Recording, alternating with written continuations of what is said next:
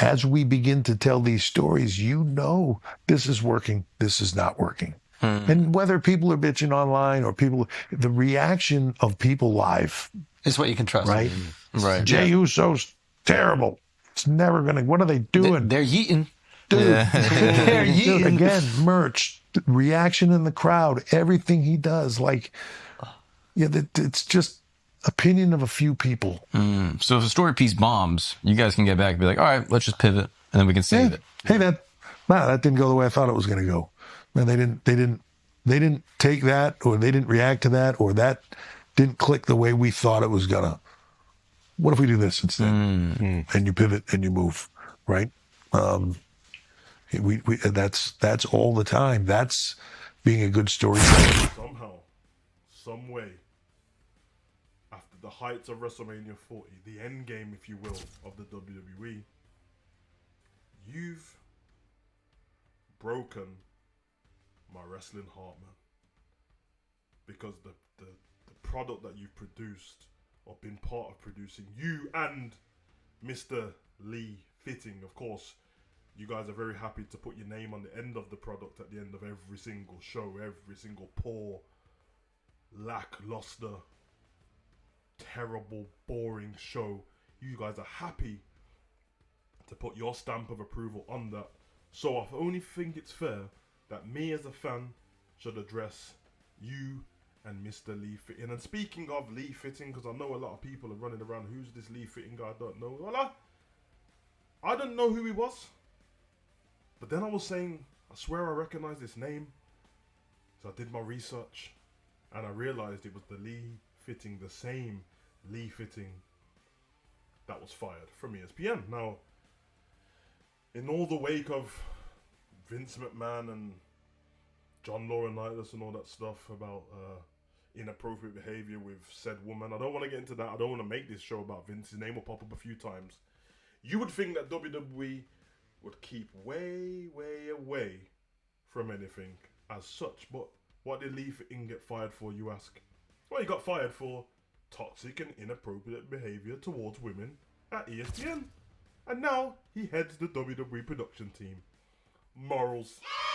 Anyway, Paul wants to be the face of everything. He wants to be on all the podcasts. He wants to talk down to the fans. Very fickle fans, I understand. We're not all the same. Fans will, they'll be your friend one time and then they'll hate you the next day. That's fans. You had some scathing remarks to the fans. I think your words were, I wish I could tell the fans to F off sometimes or something as such. We just want to have a conversation and hopefully the fans can comment section and let me know what they think also. And see where they're at with it, because off the back of losing the most beloved person in wrestling in R-Truth, that's not an overreaction, by the way. You might not know Triple H because you only focus on the live crowd, but all of us at home and on the internet and everywhere else, R-Truth's loved. Is he the best wrestler in the world? No. Is he the most talented wrestler in the world? No. Has his time ran its course at the WWE?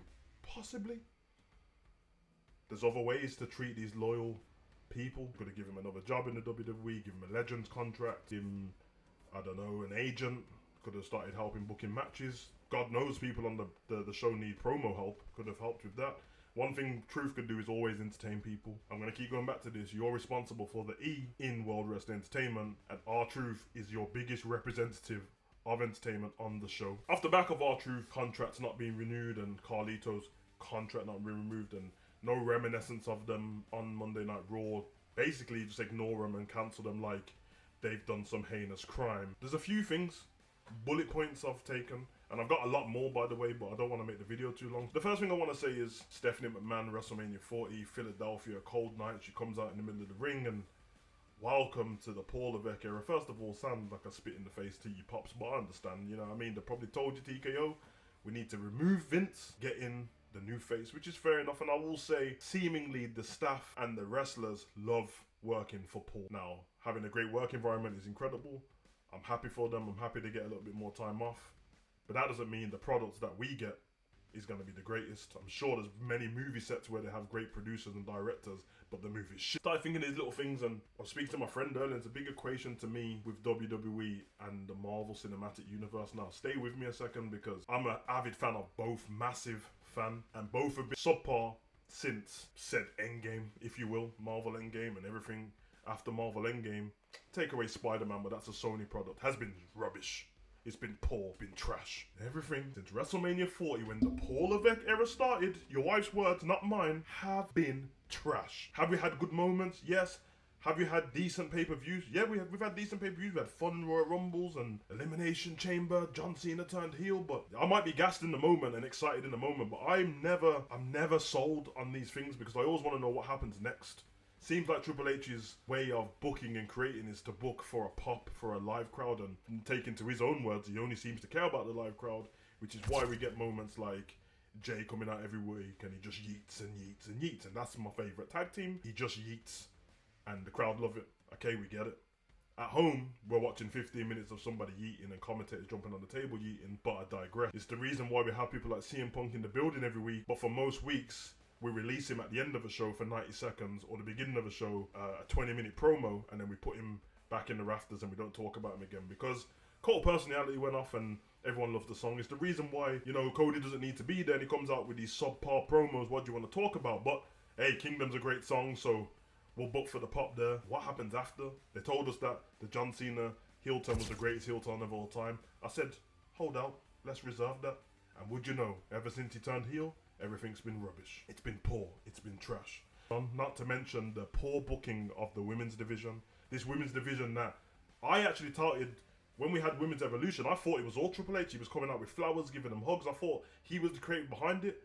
I still hope he was, but you've lost touch. This women's division is the worst it's been in however many years. They're not getting the same TV time, they're not getting the same push. The ones that are getting the push is the same repetitive angles over and over again, and then you move the same angles from Raw to SmackDown. Seemingly you can't book champions.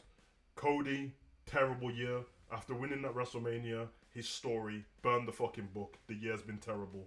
Trash. Trash.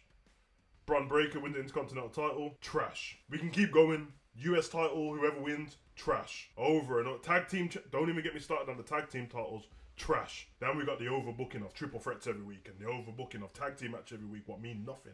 Every single week. Triple H, Paul Levesque era. Now, WrestleMania, the WrestleMania that just gone. So now we're in a year and a half of the Paul Levesque era. The best thing Paul's ever booked was the WrestleMania 40, which was on the day the Paul Levesque era started. It's the best thing he's ever booked, and ever since then, it's been terrible. WrestleMania night 1 of this year, you don't have to listen to me, listen to the fans. I know you want to only listen to the fans in attendance, but listen to the fans across the world. Everyone said WrestleMania sucked. Now I know I'm a Rock guy, and I can admit the way it played out was weird. The way they seemed to be cutting each other's heels off on different podcasts, and that was weird. But what people failed to remember and failed to realise while they were blaming The Rock for ruining WrestleMania is The Rock not turning up for John Cena's match was one match. WrestleMania was 2 nights. For the fact that The Rock ruined the John Cena, what about the other 13 matches? Just putting it out there. I'm putting the questions out there. I want to get the comments back from the fans, and hopefully someone from WWE can pick up this stuff. They go, fuck this Savage guy. We're not going to use his clips on our product anymore. I don't care. The Money in the Bank matches, I digress, because it's the same thing what happened with Elimination Chamber. You run a tournament where you have a triple threat match every single week leading up to the pay-per-view, and that's how people get into them. But what they don't let us know is how do people end up in these matches? How do we get these triple threat matches in the first place? Why do we keep getting triple threat matches with the top superstars in the company? So we know that one of them, or 2 of them, in fact, is not going to be in the chamber or in the Money in the Bank match. This Money in the Bank, by the way, on names alone, is probably the worst Money in the Bank there's been. And I don't want to diss anyone in the match, but I'm looking at the star power. I don't understand how Andrade got into this match, but you've been treating him like any other ever since he's been back in the company. Penta's great, but Penta's been great. You've done nothing to make him look great. He's lost matches and stuff already. Seth Rollins in the match. Wow. LA Knight, too late. Solo somehow is in the match, but you've booked him trash ever since you've been at the helm. You've booked him the worst he's ever been booked. He was the guy who beat John Cena down. 9 spikes to the throat. He's beat Cody Rhodes. He pinned Roman Reigns.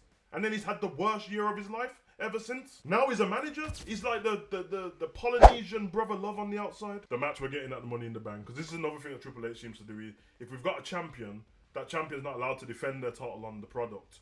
They'd rather put him in a tag team match. So Lyra Valkyria, Intercontinental Champion, WrestleMania, but let's put her in a tag team match instead of giving her a singles match.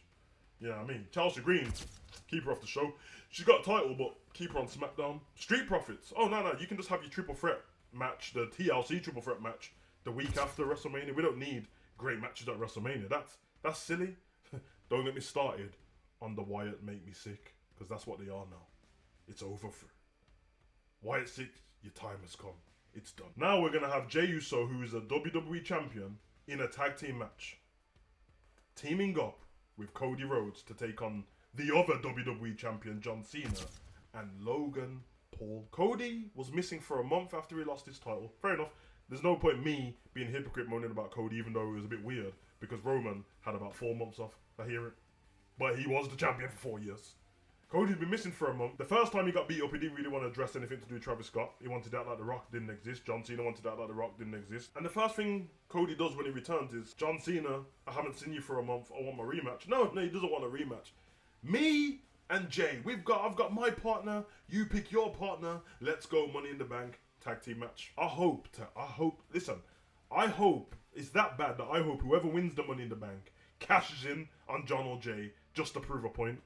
Because if they're beat up at that, if the men's Money in the Bank match isn't last and it's first, then I'm saying whoever wins that Money in the Bank, cash in on both of them. Make it a triple threat match, winner takes all, and cash in on both of them. How about that? Also, what's happened to unpredictability in the WWE? We get it. Roman was going to lose eventually. The Cody Crybabies, I hope you're happy, by the way, because we wanted The Rock versus Roman. You lot cried. You got your thing. He got to finish his story. Now burn the book. Whatever. Just because he beat Roman doesn't mean that he had to have the belt for a year as well.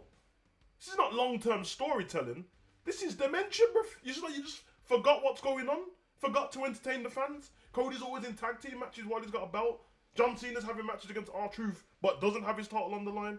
And by the way, if you motherfuckers knew that you was going to get rid of R-Truth while that match was going on, disgusting. Could have done something even creative with it. Could have had a career versus career match. Could have had John Cena take the rap for the reason why R-Truth's gone. Oh yeah, that's the reason I told everyone I was going to destroy wrestling. At least it makes a compelling story. But I digress. Who wants stories, eh? We want wrestling. Indie wrestling is what we want. Not to mention Triple H's favoritism with his NXT stars. I love the NXT stars.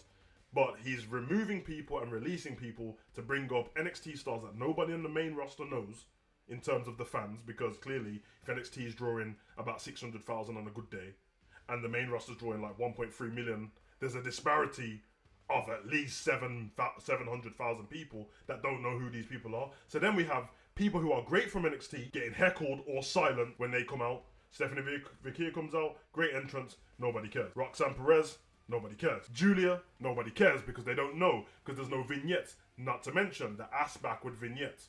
Why are we getting people come into the company and then giving them vignettes after, instead of building up with vignettes and then we know who they are, so when they come through the curtains, we get them. You know, kind of like, remember when the Wyatts turned up and we had the weeks and weeks of Wyatt clips? Huh? Hey, it's like you forgot where you come from, Triple H.